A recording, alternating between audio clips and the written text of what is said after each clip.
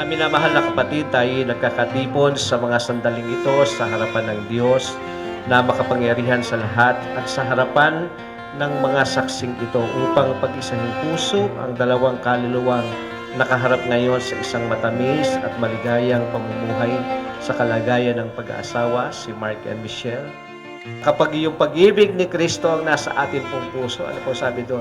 Ang pag-ibig na yun ay matyaga, hindi nagmamapuri, hindi hinahanap ang kanyang sariling kasiyahan, no, kundi yun po ay laging nagtitiis hanggang sa wakas.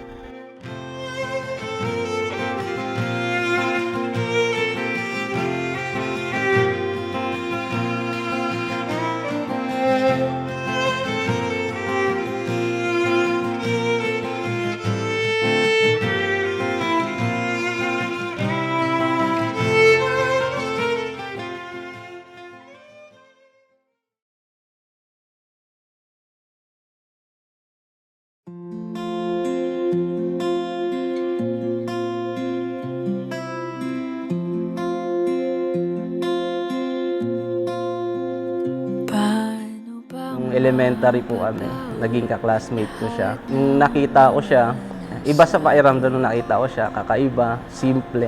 Mahihain kasi ako nun eh. Kaya di ko siya magawang lapitan. Tsaka ang aura niya, parang nakakatakot.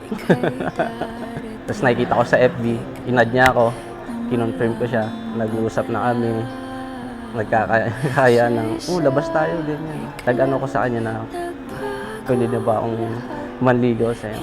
At yun, pumayag siya. Unang pagtingin ko lang sa kanya, medyo nagkaroon na ako ng paghanga. Pag nakikita kita, masaya ako. Alam mo sarili ko na mahal kita. Pag naliligaw, ikaw ang kulay sa langit na bugaw. Sa bawat pag-iyo na dumadayo, ikaw ang kanlungan na kailangan ko. Kahit hindi Ano man yung una kong nagustuhan sa'yo, dadalhin ko yun hanggang pagtanda. Walang kabulan ang aking pananampalataya sa Diyos kung wala akong pag-ibig sa'yo. Mahal kita. at aking wakas.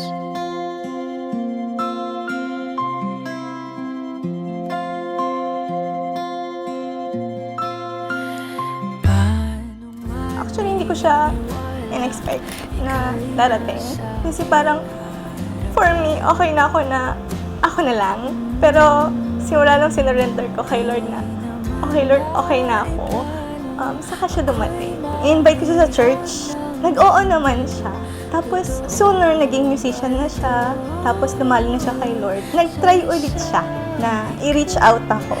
Pumayag akong lumabas kami. Pero, wala sa isip ko na magiging kami. Continuously, nagchat-chat na kami. Tapos, parang madalas na kami lumalabas. Parang nasasanay na ako na nandyan siya. Parang hinahanap ko na siya lagi. May regalo.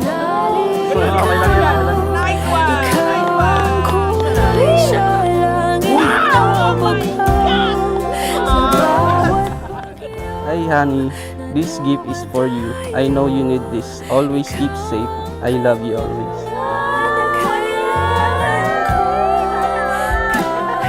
Wala kang ganito.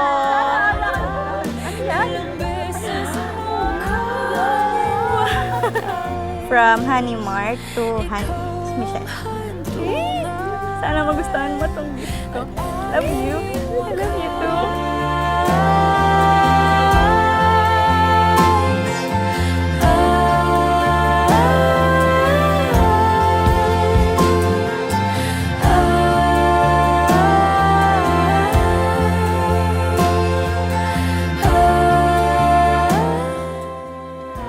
Kung sabihin kong mahal kita, yan ang totohanin.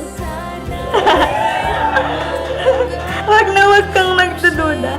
Hindi kita binobola, kahit mukha kang bola. Joke lang. Panghabang buhay ang pag-ibig ko sa'yo. Kahit na ika'y pumangit, hindi kita ipagpapalit. Makilala sa inyo ang bagong kasal, si Ginoo at Ginang Mark and Michelle Duran. Pagpalain po tayo ng Panginoon. Palakpakan po natin ang Panginoon. bilang palatandaan pa ng kanilang pagmamahalan, ang unang halik. Ako, kahit nung di ko alam, ilang beses mo akong niligtas. Ikaw ang handungan at aking wakas.